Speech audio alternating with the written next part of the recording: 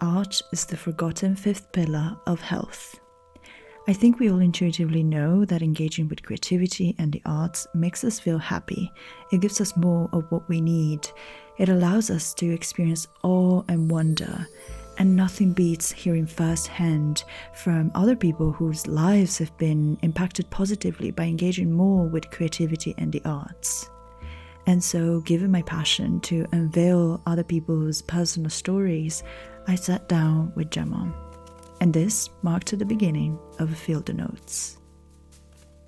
The world would be a very boring place without creativity. I think we actually need it to survive.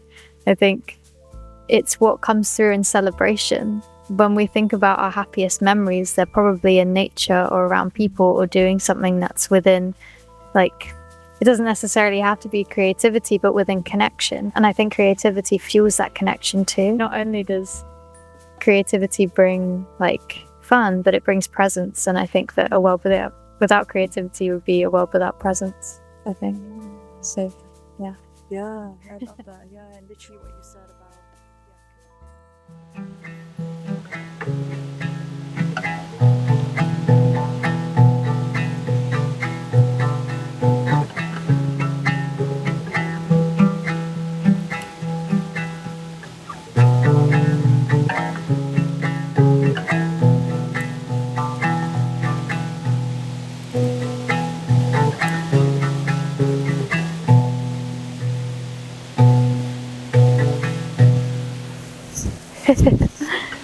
That's so fun. I feel like what was coming through was all of the things that we were talking about. When I try and describe who I am, I feel like it would be someone who never really grew up, someone who's playful, who also just spends a lot of time in flow, so creating, making food. I feel like I'm just constantly in a state of creation when I'm by myself. It makes me feel like I'm in a meditative state, so it's I can get kind of lost in a flow, whether that's music, whether that's art, whether that's watching other people create art. I love doing that on YouTube. Also feels a little bit like regaining control as well over maybe many things that I don't have control of. Art kind of brings me back to my center. The house that I lived in as a kid, my mum was very lenient on anything that I did. She kind of said yes to everything. I had no lid. And so I think every night of the week I was doing a different art or club or something like that. It would be art club, keyboard lessons, guitar lessons, dance, and it was so varied that I think she probably noticed I had a lot of energy as a child and wanted to give me all of the things to release that. And a lot of my family were kind of involved in more creative expression things, and so it was encouraged for sure. The thing that excited me most was when I was sat in a room full of people and we were all singing together, but it wasn't performative. We were sat in a circle and we were all just we had sheet music in front of us and we would all sing. And although we'd practiced it so many times, I remember being sat there and just feeling tingles in my body because it was just such a beautiful environment to have. It's that kind of community feel of creating something together and creating something new that would light me up. And then other than that, it would be crafty things. So people had items and things to play with. I'd always want to create something new out of it. So it was kind of just before all of the kind of negative changes happened, or not negative, but the big changes happened when I was 10. There was deaths, change of house, change of school, divorce, and then I think just the amount of changes that happened to me, it was one after the other straight away. I remember being in a doorway and then kind of being ripped away. It felt I was just being put in a van, my dad's van, and then being taken on to this new school, and then my mom and my dad not kind of splitting up. But specifically why it's sad is because I remember having this like emotional outburst of just being really angry and upset, and me and my mom like slapping each other in the face, but like not in like a really horrible way, but just in like this, like there was just a lot of emotion in that space at that time, and I was feeling all of it. I was like, it felt like I was the mediator for what was going on for the both of them, and it just felt like a sea of emotion, and there was no reconnection. It was like the biggest like disconnection to happen, and it felt like it changed the course of so many different things for me. Even though it was very small, even though it was just moving spaces, it still felt like the change that happened was too big for me to even comprehend, and being so involved struck me like so much. Like I couldn't express myself, and I couldn't have my happiness. It felt like my happiness was being taken. I moved in with my grandma basically, and she's a lot older, has a lot more rules, and her flat was very like, don't move that, don't put that there, don't do that. And so I kind of just secluded into my room. A lot of it, I wouldn't want to put blame on her, but I did feel that she controlled me, like to a point that I couldn't be, basically. It felt almost like a rip. It was like, we're gonna, not intentionally of everyone else, but it felt like we're gonna rip you from this space and put you in this place where you can't be this creative wild child that you were before. Right. And I think that due to the fear and me feeling scared in that environment, I felt like me being open wasn't accepted or wasn't needed or wasn't wanted. And so although the people around me probably thought like, oh, she's just a bit sad because everything happened and it's a lot of change, I think that threw me on like a lot longer of a journey to re-find the pieces of myself that used to be more joyful. And yeah, so it was COVID, and I was at my uni house, and everyone had gone home, and I was living with like 7 or 8 people just in one house, and we decided to all stay. And no one was working. We were all getting like furloughed or like uni money, and I was just like, there is no pressure here whatsoever. I can do anything that I would like to. I just started creating. I was like, I want to paint, I want to make this, I want to make food with my friends. And every day it was like we were doing something new that was creative. I think a little bit I was like holding the house together with all the creative projects we were like doing together. And I think what really was giving me parts of myself back was like, throughout that time in COVID, I was reconnecting with nature a lot. I was going out, I was actually sitting with trees, I was going with my friends, we were creating safety. And I think that element of having a safe place to go out to, having a safe place to feel at home, and then being open with the people around you, it brought me up. It elevated me just enough for me to go, oh, no, I'm actually like quite good at this, and I want to pursue something here, but I don't know what. So it was like, that was step one, I think. I feel that I have lots of different working parts within me. I've heard someone call it like an inner village or an inner city, and I feel like there's fragmented sections of myself depending on what period of time exists in my head. Like I'll wake up one day and I'll be like, oh, I feel a bit younger today. Okay, we'll roll with this. But I think it's the same with the arts and crafts. Like I will see that as like a very much an inner child exercise where I'm like, oh, I love, like I saw this image on Pinterest and it looks really interesting, and it like makes me feel joyful and happy, and so I want to recreate that. And so it kind of brings back the element of the child version of me, which before all of the big changes happened can have that joy again. And then with singing, I think that came a lot later, and that I found that it kind of supported me within the trauma that I had felt throughout my life. And so I remember it was at uni one day, and I was just playing. I always would play songs that I already knew, and I would just like play to myself because I enjoyed it. And then one day I was like, I'm just gonna play something and I'm just gonna like see what comes through. And I'd never done that before, ever. I was like, well, let's just see. And I had like a 5-minute song come through that I recorded on my phone. And I think it was talking about all of the things that I'd been through. And it almost felt like my brain took a backseat, and like my throat and body was just like, these are all the things we've experienced, and we want to talk about it.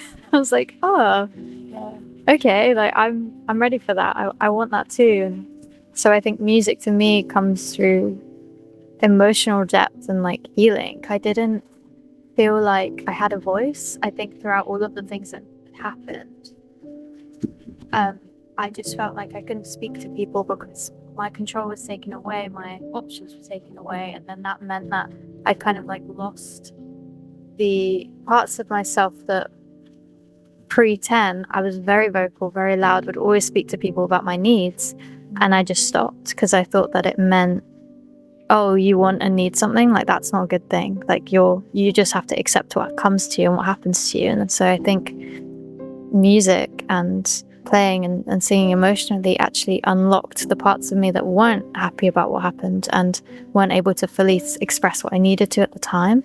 So it's almost like a backlog even of all of the things my body was holding. Expressive arts in its term to me is like an act of rebellion. That's like what comes through. It's like my way of saying like, I wasn't okay with any of these things. So I'm like regaining all of the parts of me that weren't able to fully be in that time. And so I don't necessarily do it as so much of a performative thing.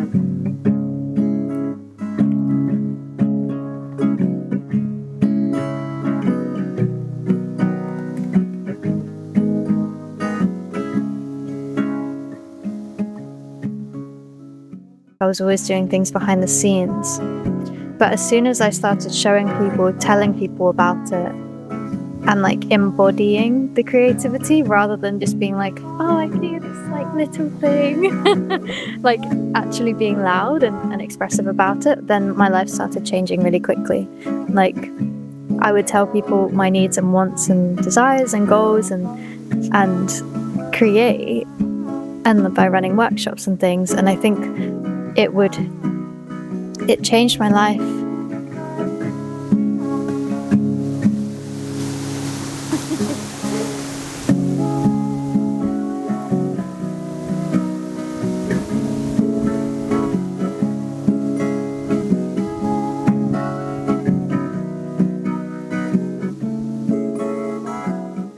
One day, I really value like intuitive walks, so where you just follow your feet for a day and you don't know where you're going to end up, but it's like explorative and fun and it brings back that wonder. And I walked to a crystal shop in like Primrose Hill and I said like, I don't know why, but I feel like I should ask you for a job. And they were like, oh, we're opening a yoga studio next door. And that's like what my job has been since November. And it's been the most transformative work that I've ever done because I'm finally surrounded by people that I feel value the creative streaks that I have, even when it's like big and loud and fun, wild. And so it was just that kind of like tapping into the explorative tendency that I have, which allowed me to find more places like that. So it was like the more that I did it, the more I would find. I'm gonna like use my body and physically find like what I gravitate towards and do that creatively as well.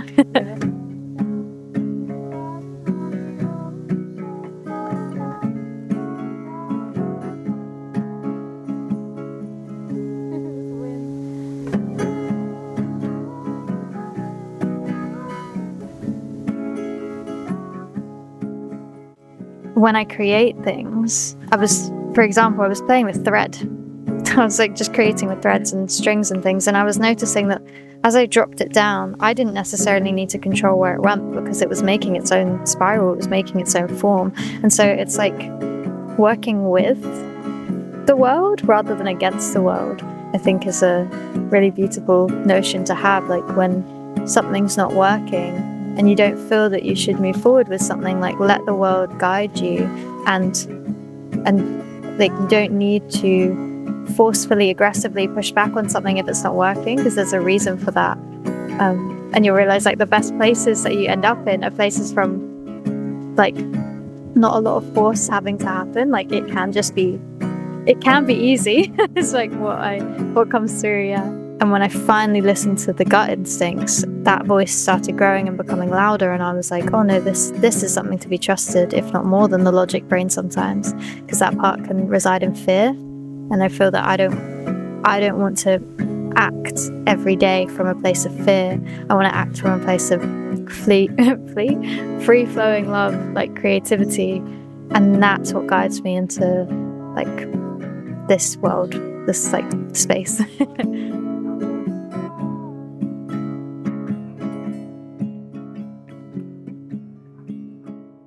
It comes through at the moment in like the food that I make, like just like the way that I love pretty food, so I'll like make smoothie bowls and I'll be like, how can I add the fruit in this way? But it also comes through in journaling. So what I do sometimes is I'll like get a journal out in front of me, and instead of writing words about my day or what my to-do is, I'll just write words that come through. And I find that a friend actually told me about this from the book The Artist's Way, where you basically are just a scribe to yourself and you just write anything. And so I realized that by doing that reenacts the creative sides of my brain that are within wonder and within like, oh, well, anything can happen. I can be wide open, I can be free. And so that is one way. Another way is just free flowing with any song that wants to come through. And then also just following your feet.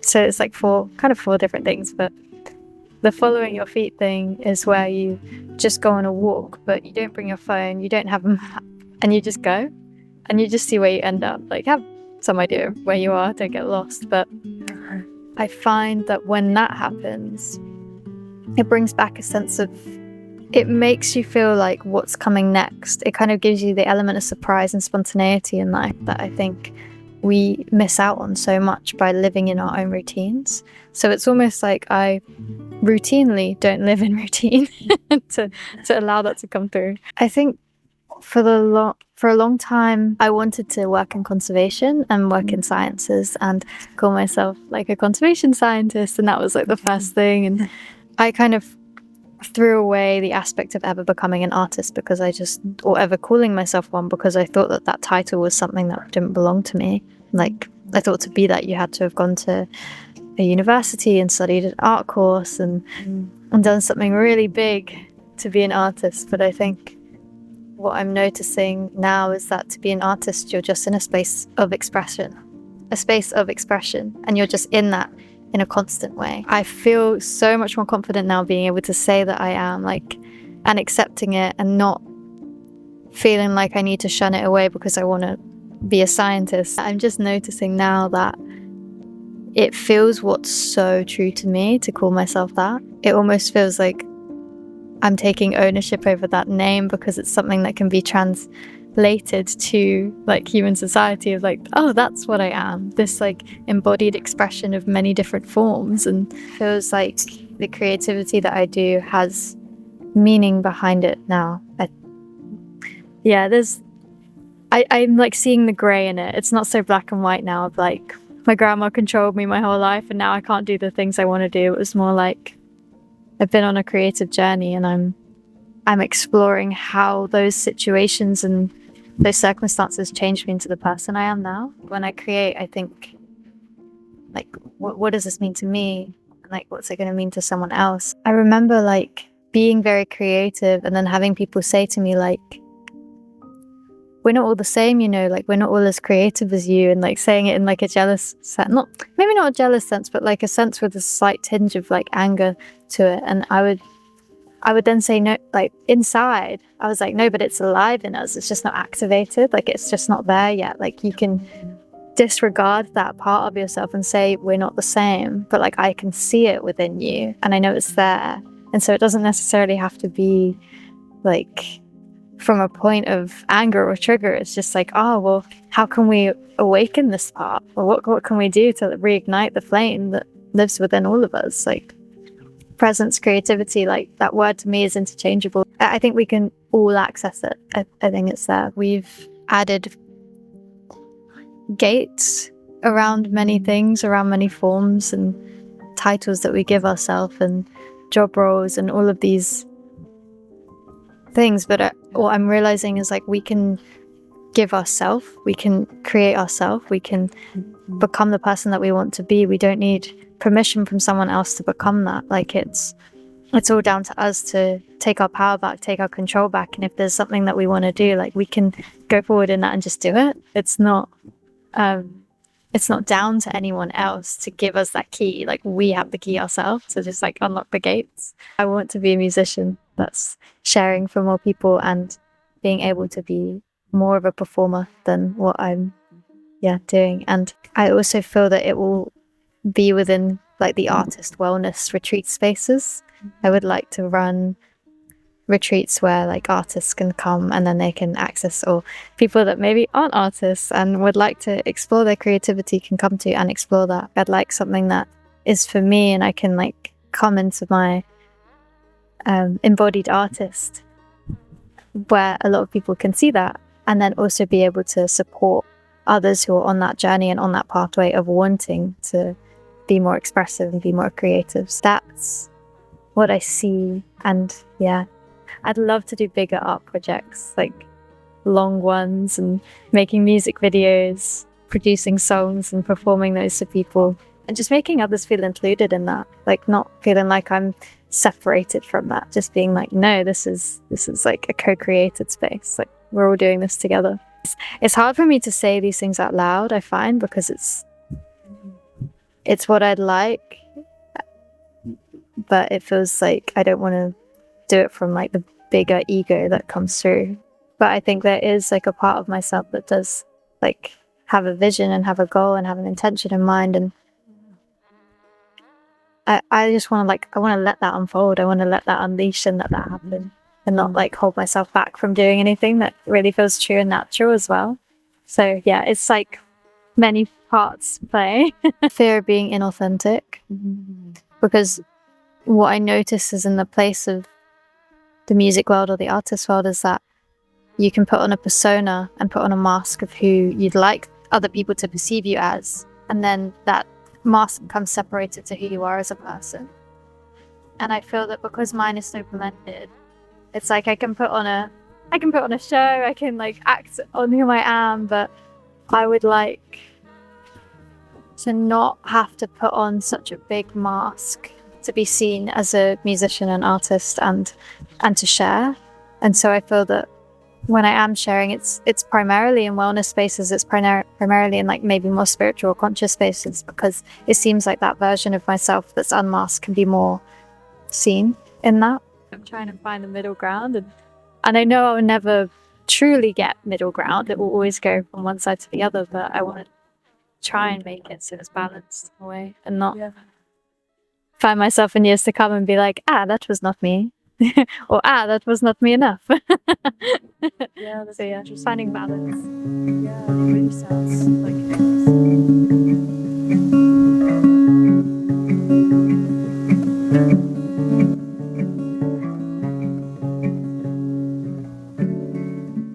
And now, can you read the card? There is still enough time to. So do I say something with that? Yes, please. Love this. There is still enough time to be creative. We haven't lost ourselves. We can be the trailblazers in our own lives. We haven't missed the boat. It's coming through. There's still enough time to become ourselves and be who we've always wanted to be. There's still enough time to be true to ourselves.